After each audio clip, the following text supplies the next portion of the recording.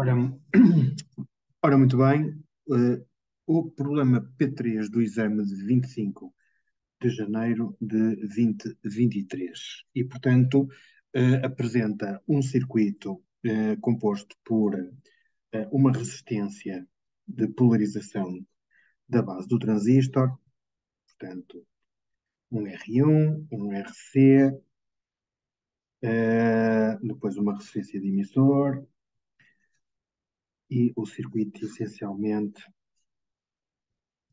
será coisa assim. Atenção que o VCC era neste problema de 12 volts, ok? Depois há sempre os valores que são ditos no enunciado, portanto, beta igual a 200, VBE na zona antiga igual a 0,7, o HIE é igual a 1 kΩ, e o sinal de sequência de entrada seria 2 kHz. E a primeira pergunta é calcular R1, RC e RE, de modo que o transistor esteja polarizado convenientemente com IC, que é igual a 2 mA, e que o ganho de IC seja igual a menos 3. Ora bem, isto significa o quê? Significa, assim, de uma maneira mais expedita, quando olhamos para a característica de saída do transistor usado neste amplificador, portanto, IC e VCE, temos a nossa reta de carga, já sabemos que a reta de carga aqui será VCC igual a 12 volt, sabemos que no meio da zona ativa é como ele trabalha com maior gama possível como amplificador, portanto aqui vai ser o VCEQ e aqui o ICQ, que é dito que é 2 mA, e isto será metade do valor IC máximo. IC máximo é para o caso em que existem resistência de coletor e resistência de emissor, RC sobre, desculpem, VCC a dividir por RC mais RE. Portanto, isto é igual a duas vezes ICQ. Ok? Se isto é 2 mA, o dobro é 4 mA. Isto significa que o RC mais o RE é igual a VCC sobre 2ICQ.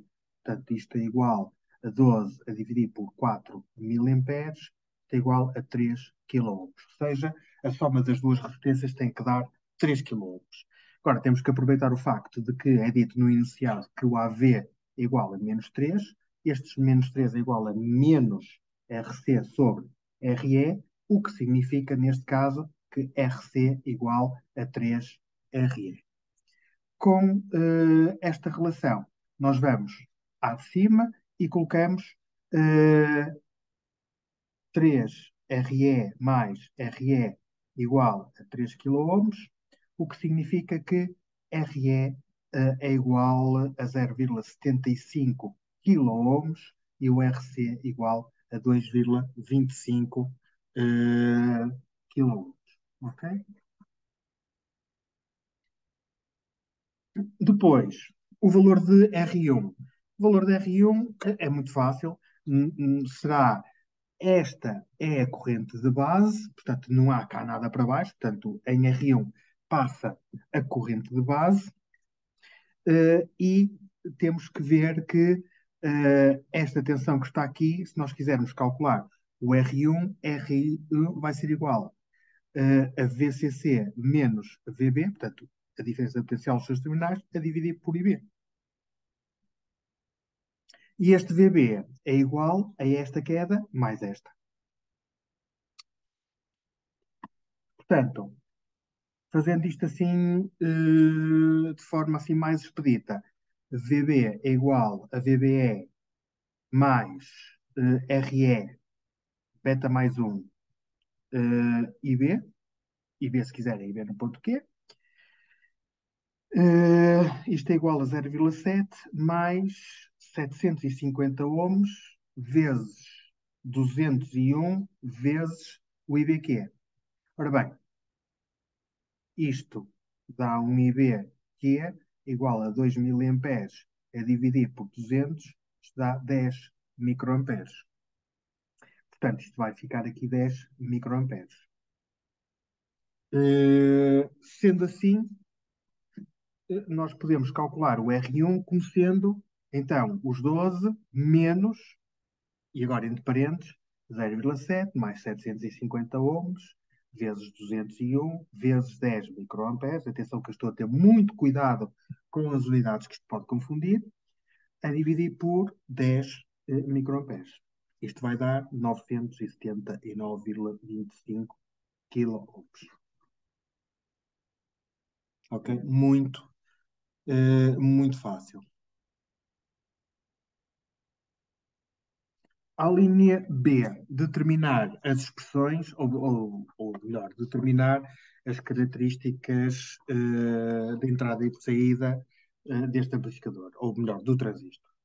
Portanto, as características, vamos pôr já pelo menos aqui já os eixos, portanto, isto nós fazemos logo assim, portanto, isto há o IB, o VBE, já que isto é emissor comum, portanto, saída IC, tensão de saída VCE, a reta de carga, característica de entrada é uma junção PN normal, a interseção vai-me dar um VBE na zona ativa de 0,7 e vai-me dar aqui um IB no ponto Q, que eu sei que é 10 microamperes. Portanto, isto já sei.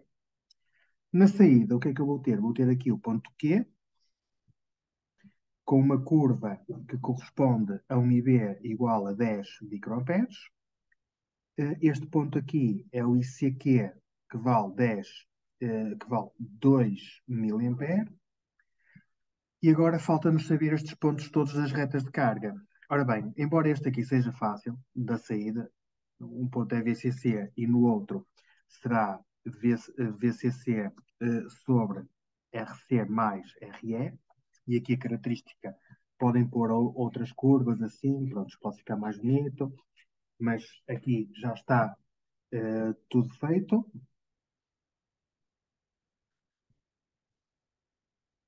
Agora, na entrada, é preciso saber quais são estes pontos. E o que são estes pontos que às vezes não é assim muito fácil o decorado às vezes nem sempre corre bem. Reparem numa coisa. Vamos olhar para o transistor, para a malha de entrada. E a malha de entrada é uma coisa deste género. Temos sempre que fazer isto. Tenha um R1, tenha um R1 e um R2, por aí fora. Ok? Isto é a malha de entrada, aquilo que está a relacionar o IB com o VBE, é esta malha. Pá, temos sempre que fazer isto. Seja com R1 e R2, temos que fazer isto. Isto o que é que vai dar? Vai dar uma coisa deste género. VCC é igual a R1 e B mais VBE mais RE beta mais 1 vezes IB. Isto é a malha de entrada. Então vamos analisar o que é que acontece olhando aqui para esta característica. Quando o VB é igual a zero, que é aqui neste ponto, para determinar o IB, quando o VB vale zero, quanto é que vale o IB? O IB, quando o VB é igual a zero, vai ser igual ao VCC sobre R1 mais RE beta mais 1. E quanto é que vale o VBE quando o IB é igual a zero? Quando o IB é igual a zero, o VBE vale VCC. Prontos. É assim que se faz. Não é decorar expressões porque mudamos uma resistência, mudamos uma coisa qualquer, eh, pá, pomos para lá para o teste a ver se eu dou alguma coisa por aquilo. Pá, se está mal do zero. Ponto final. Portanto, aqui será VCC, aqui será VCC sobre R1 mais RE beta mais 1. Ok? Pronto, aqui está a linha B resolvida com ambas as características de entrada e saída do trânsito. A linha C. A linha C era uma questão que não é fácil de entender. Quais são os valores mínimo e máximo da tensão de entrada VIN para que o transistor não saia da sua zona ativa? Ora bem, se nós olharmos aqui para a característica de saída, quando é que ele está na zona ativa? Ele está na zona ativa, portanto, reparem no pormenor. quando a tensão da entrada sobe, eu ando nesta direção, não posso que ele entre na saturação.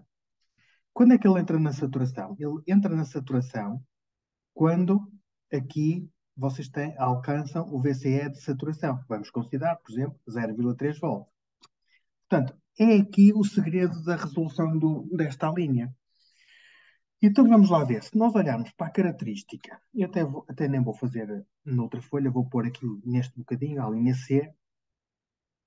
Se nós olharmos para a malha de saída, o que é que a malha de saída me diz? Diz-me que VCC menos VCE, olhando para o circuito do transistor, é igual a RC mais RE vezes IC. Claro, isto aproximadamente.